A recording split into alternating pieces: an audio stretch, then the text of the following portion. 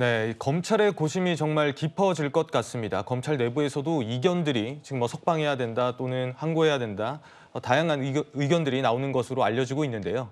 국민의힘에선 오늘 새벽에도 즉시 석방하라 이렇게 목소리를 높였고요. 민주당은 석방은 말도 안 된다 이렇게 주장하고 있습니다. 오늘 새벽에는 석방 지휘가 나오는 게 맞나요? 네, 맞습니다. 저희는 그렇게 보고 있습니다. 이건 미룰 일이 아니라 즉시 항고 자체가 위헌의 소지가 대단히 높기 때문에 고려할 게 있겠습니까? 즉시 항고하면 효력 정지가 될 텐데 그럼에도 불구하고 석방과 즉시 항고가 동시에 할 수 있다는 얘기가 지금 계속 나오고 있습니다. 어떻게 생각하세요? 지금 구속 취소 결정을 하고 석방을 하게 되면 대상물이 없어집니다. 그렇죠? 말 그대로 지금 다투는 대상물이 없어지기 때문에 그 없어진 상태로 즉시 항고를 한다는 것은 자기 모순, 말이 안 되는 궤변입니다. 네, 윤 대통령 측에선 검찰이 석방 지휘를 하지 않는 건 바로 위헌이다 이렇게 주장을 하고 있습니다. 그 근거로 앞서 헌재에서 법원의 구속 집행 정지에 대해 검찰이 즉시 항고를 한 것이 위헌이다 이런 것들을 좀 근거로 들었는데 이종근 평론가님, 그 여권의 주장을 한번 요약을 하면 어떤 주장인 거죠? 자, 일단 우리가 체포 적부심이라든지 영장 실질 심사라든지 이런 절차가 누구를 위해서 만들어진 겁니까? 피의자의 인권을 위해서 만들어진 거거든요. 예. 체포를 했지만 그러나 이 체포가 얼마나 정당한지, 구속을 했지만 이 구속의 절차상에 하자가 없는지 이런 것들을 다 따져나가는 건 피의자의 인권을 조금이라도 더 보장하기 위해서 만든 제도입니다. 그렇다면 지금 어저께의 결정이 피의자의 인권을 위해서, 그러니까 불명확할 때는 피의자의 인권을 우선한다라고 결정을 했습니다. 예. 했는데 거기에 즉시 항고를 한다는 건 인권보다 더 중요한 어떤 가치가 있다라는 걸 주장하는 거잖아요. 검찰 측에서는. 그런데 이것과 관련해서 판례가 있다는 거예요. 1992년, 2012년 두 가지 다 1992년에는 보석 허가를 내줬어요, 법원이. 그런데 검찰이 즉시 항고를 한 겁니다.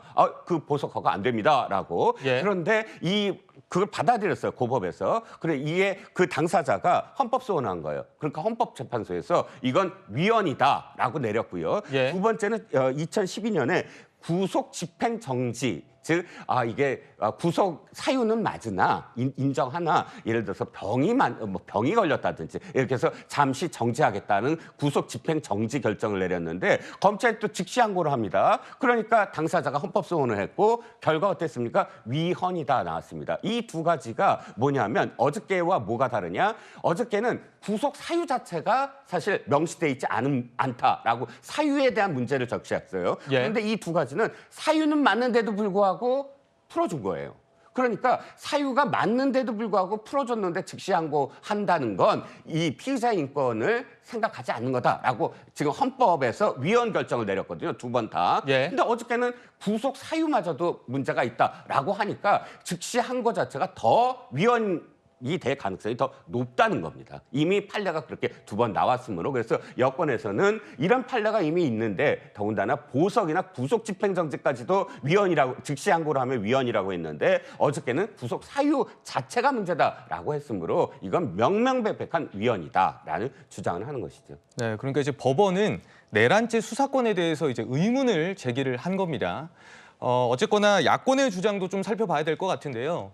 보석과 구속 정지에 대한 즉시 항고는 위헌이란 판단은 있다. 이 얘기를 아까 해주셨는데 다만 구속 취소에 대한 헌재의 결정은 나온 적이 없다. 이렇게 지금 주장을 하는 게 야권 이야기인 것 같아요. 네, 이거는 해석이나 주장이 엇갈린다기보다는 팩트부터 확인을 하면 구속 정지라든지 또 보석 허가에 대해서는 즉시 항고가 위헌이다. 그렇기 때문에 하면 안 된다라는 게 분명히 나와 있고요. 근데 구속 취소에 대해서는 헌법재판소가 구체적으로 딱 지목해서 판단을 한 적은 없습니다.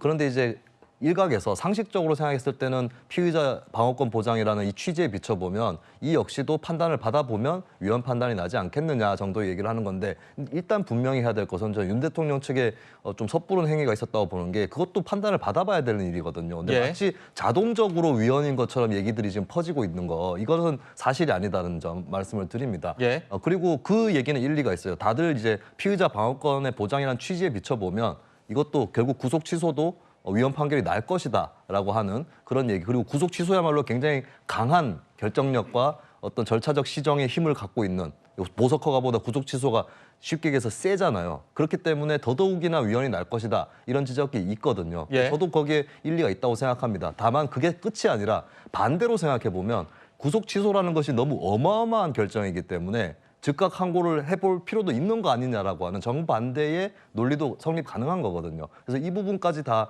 계산을 해보면 좀 판단을 해보면 좀 단정 짓기는 어렵다.